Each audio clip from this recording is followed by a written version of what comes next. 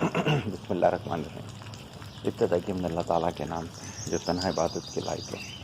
آپ اور میں اس چیز کی گواہی دیتے ہیں کہ محمد صلی اللہ علیہ وسلم اس کے آخری نبی اور رسول ہیں۔ آپ اور میں اس چیز پہ بھی کمیٹڈ ہیں کہ علم کا ماخذ قرآن مجید اور اس تک پہنچنے کا راستہ میرے نبی کی سنت۔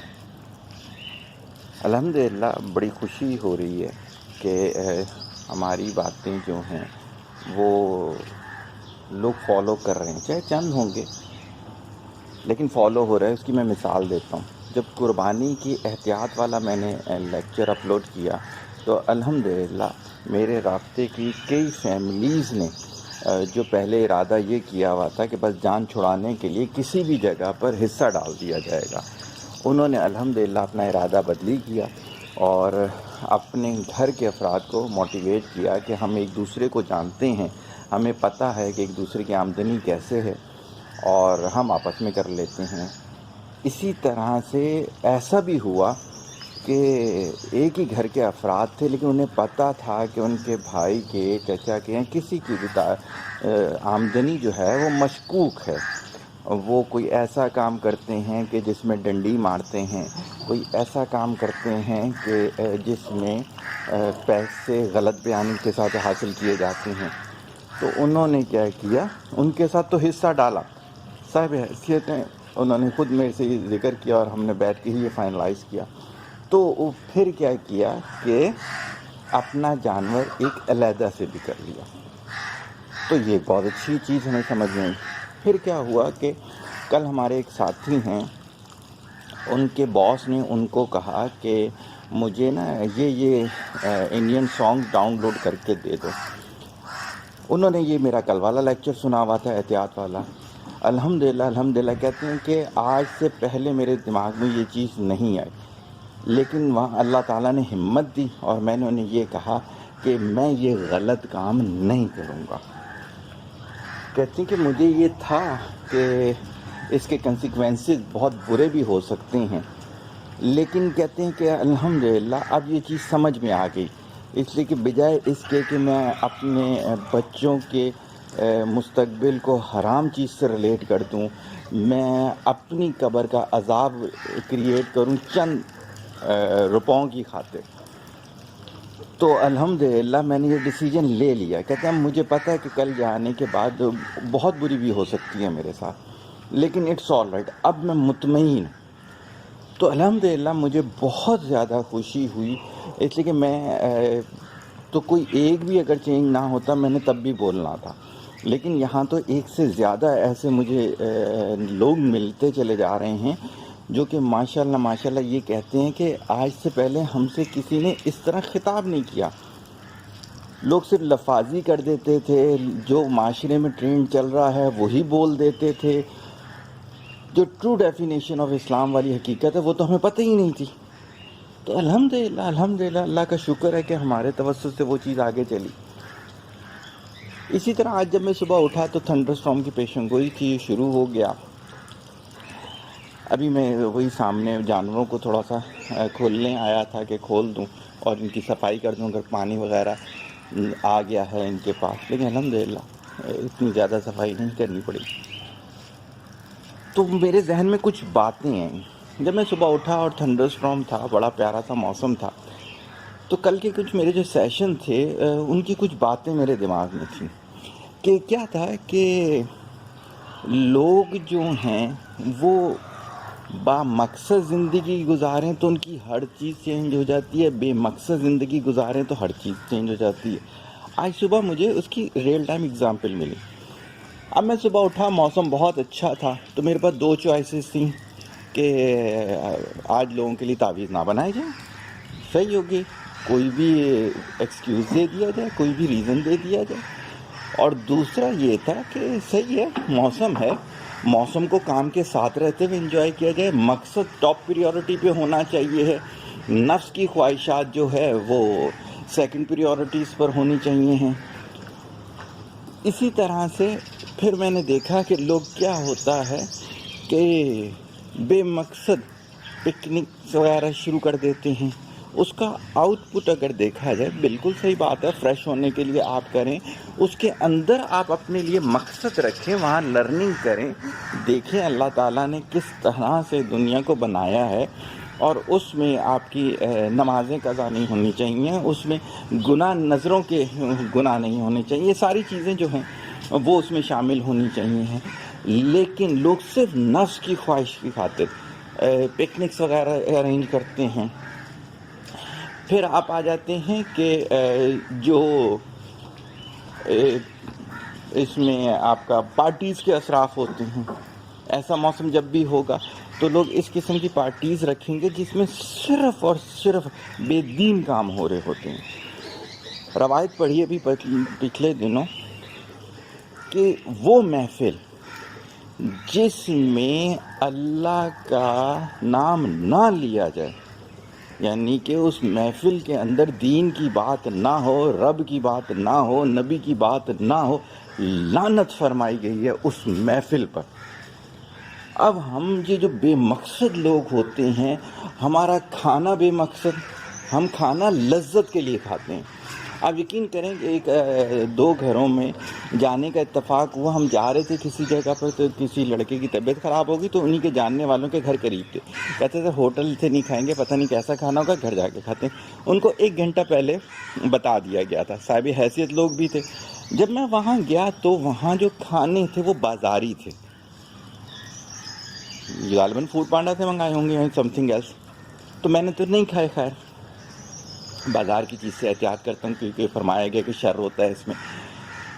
اب میں نے ان سے یہ کہا، میں نے کہا کہ دیکھیں کہ آپ بے مقصد انسان ہیں، تو آپ جو کھانے کے اندر محبتیں ڈالی جاتی تھیں، میں نے کہا اگر آپ لوگ خود کھانا بناتے تو میں ضرور کھاتا کہ اس میں محبت ہوتی. آپ نے بازار سے، بازار سے تو ہم بھی ان کو کھلا سکتے تھے یار، کوئی ایسی بات تو نہیں تھی.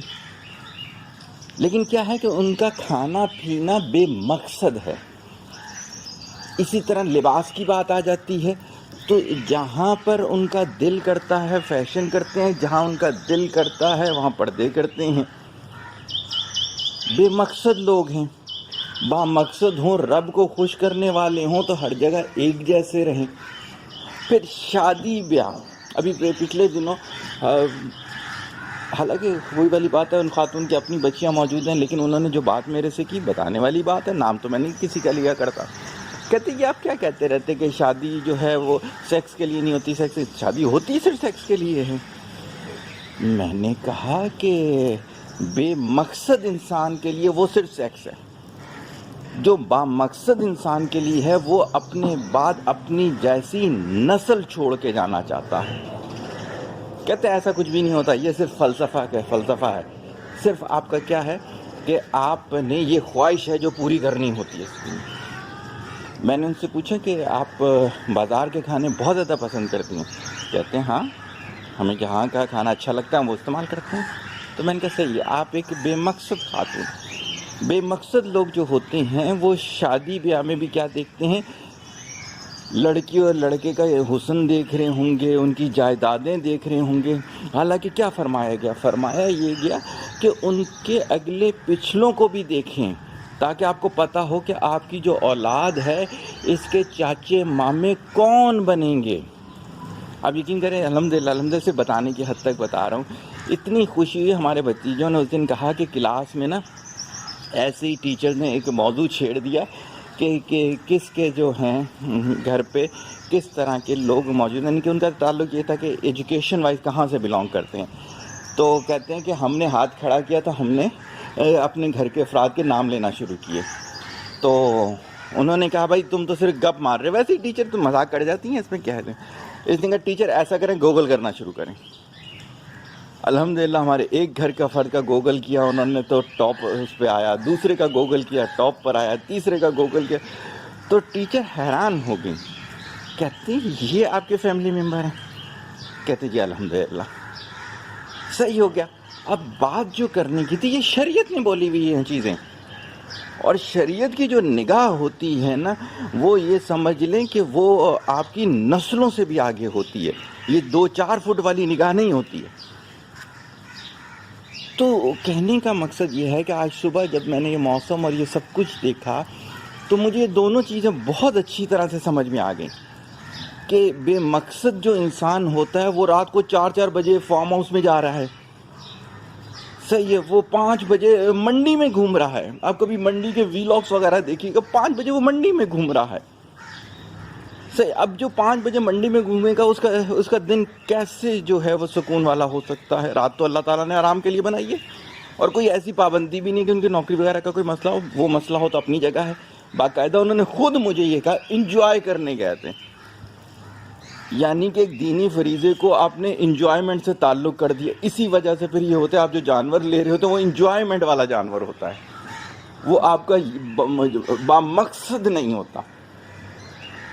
اسی وجہ سے آپ کی نمازیں بے مقصد ہو گئیں.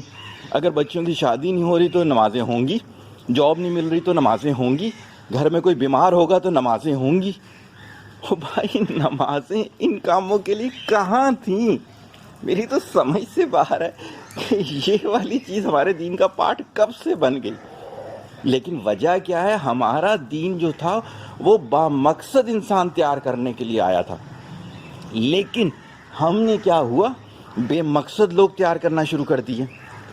اب بے مقصد لوگ جب تیار ہوئے تو ان کی زندگی کا ایک پارٹ، ہر چیز جو ہے وہ کیا ہو گئی؟ نفس کی خاطر ہو گئی، انجوائمنٹ ہو گئی، نفس کی تسکین ہو گئی، مزے لینے کا کام ہو گیا. صحیح ہو گیا. تو کہنے کی جو بات ہے وہ یہ ہے کہ آج کی گولڈن بات کہ اگر آپ سکون والی زندگی اس دنیا اور اس دنیا میں چاہتے ہیں، اگر آپ چاہتے ہیں کہ قبر آپ کی نور سے پر نور ہو جائے، تو آپ کو دین سیکھنا ہے، کسی علم والے سے سیکھنا. اللہ معاف کرے کہ 1-2 ایسے مذاہب نکلے جو کہ یہ گانے بجانے فلمی ایکٹرسوں کے اس پہ نکلے. ایسی انہوں نے بے دین باتیں معاشرے کے اندر ڈال دی، ایسی بے دین باتیں ڈال دی کہ کانوں کو ہاتھ لگانے کو دل کرتا. تو ایسا نہ ہو کہ آپ ایسوں کے پیروکار بن جائیں. تلاش کریں، نوافل پڑھیں، اللہ سے رجوع کریں کہ یا اللہ مجھے کوئی اچھا مینٹور لا کر دے، پھر اس کی فرما برداری کریں. ہمارے ادھر کیا ہوتا ہے کہ 2 باتیں طارق جمیل صاحب کی اچھی لگی تو طارق جمیل سے اڈاپٹ کر دی، وہ نفس کی باتیں تھیں نا. طارق مسعود صاحب کی 2 باتیں اچھی لگی، وہاں سے لے لی. زرولی صاحب کی 1 بات اچھی لگی، وہاں سے لے لی. تقی عثمانی صاحب کی بات اچھی لگی. لیکن کیا باقاعدہ مینٹور کسی کو نہیں مانا. کیوں؟ وہ تو پھر آپ کے نفس پہ ہاتھ رکھ دے گا، وہ تو بولے گا یہ تم بے دین کام کرنے لگے ہوئے ہو. ہم تو صرف نفس کی خاطر بے مقصد آدمی کنفرم، آپ کبھی نوٹ کر کے دیکھ لیجئے گا، بے مقصد. اور ہمارے ارد گرد بہت ہو سکتا ہے ہم خود بھی ہوں، کبھی اپنے گریبان میں جھانک کر دیکھیے گا کہ بے مقصد آدمی جو ہے وہ صرف نفس کی خاطر ہے. اور اتنا افسوس کا مقام ہے کہ وہ اس کو عبادت سمجھ رہا ہوتا ہے. جب دل کالے ہو جاتے ہیں تو پھر اس لیول پہ چیز ہوتی ہے کہ صرف وہ قرآنی آیت سمجھ میں آ رہی ہوتی ہے جو اپنے نفس کو خوش کر رہی ہوتی ہے، صرف وہ حدیث سمجھ میں آ رہی ہوتی ہے جو اپنے نفس کو خوش کر رہی ہوتی ہے. تو شاید میں اپنا پیغام پہنچانے میں کامیاب ہو گیا کہ اگر اس دنیا اور اس دنیا میں کامیابی چاہتے ہیں تو بامقصد انسان بنیں. دعا میں یاد رکھیے گا. طالب دعا، محتاج دعا. السلام علیکم.